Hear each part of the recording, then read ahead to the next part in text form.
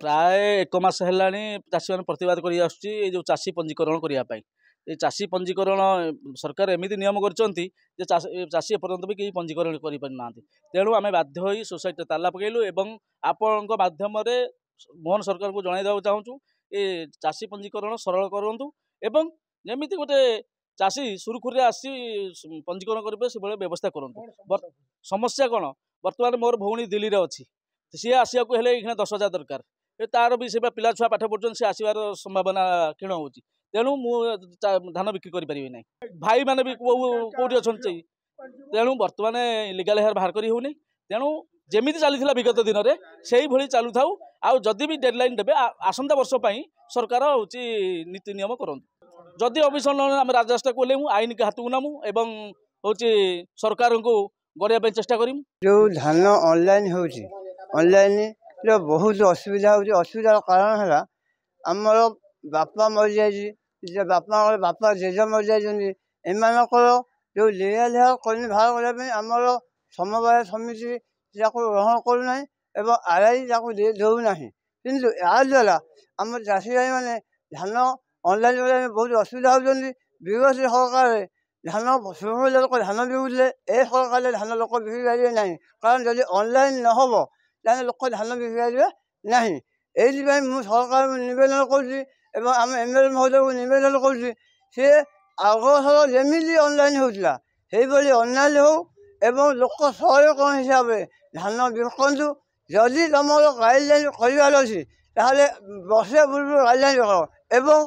आम मैंने मोर निजर जेज मरी जाइए मो बापा मरी जाइए जेजर कृषिनामा बापार कृषिनामा आनला बेलू लाइन पलैव तेणुक आम जो धान न बिकी पारूँ तेना आम हूँ कृषि लोक आम धान अमल कर जीविका अर्जन करूँ तेणुक सरकार नवेदन करमी पूर्व सरकार करूला से ऑनलाइन कर आम धान बिका सहमति प्रदान कले आम सरकार को चिरभूत हूँ ना राजरास्ता ओह्लू मुख्य दाबी है जे पूर्व वर्ष जो ऑनलाइन होता से टाइप ऑनलाइन हेले से धान गणा सुरखुरी बिक्री करेंगे किंतु सरकार जहाँ नीति नियम अच्छे ऑफिस जेहतु आम समय समिति तो लोक कथा चली पार ना सरकार गाइड नीति नियम आम दरकार सरकार जो चिठी कर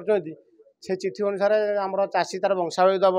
तार रेकर्ड पत्र दब तार बैंक पासबुक दब सब देला ऑनलाइन हम कि सरकार एथर जो ऑनलाइन प्रक्रिया पूरा जटिल भाव में कर सरकार जो चिठी कले 2-4 दिन पूर्व कलेक्टर चिठी कर आरए मानू जे तुम चाषी मान वंशावली प्रदान कर किंतु से चिठी भी खातिर करूना तेणु ऑनलाइन हो पार तेणु या द्वारा ऑनलाइन बर्तमान डेट अगस्ट 20 तारीख आउ 10-15 दिन भितर चाषी ऑनलाइन केमी सारे गत वर्ष आम समिति 700 चाषी पंजीकरण करते बर्तमान सुधा 200 ରୁ 150 चाषी पंजीकरण कर आम तो ये चाषी मैंने दाबी रखिंट आम हाथ में ना आम चाषी मैंने बुझाशुझी कर ताला खोलिया व्यवस्था करुचु तेणु एप्रति आम कलेक्टर जिलापाल आमर जो अच्छा डीआरसीएस एआरसीएस स्थानीय विधायक नजर को देवु सी मैंने चाहिए मैंने कौन सरलीकरण करें मंत्री आम जोगाण मंत्री जो कथा कहते से कथा वास्तव कि ना कथा गोटे चिठी गोटे जो कथा से कहते चिठी आम जिलापाल को चिठी कर जिलापाल डीआरसीएस एआरसीएस चिठी कले आराम सुरखुरी हो जाता कथार कौन अच्छी मो रास्ता तो गोरु गाई भी कथा कह कि कथार माने ना।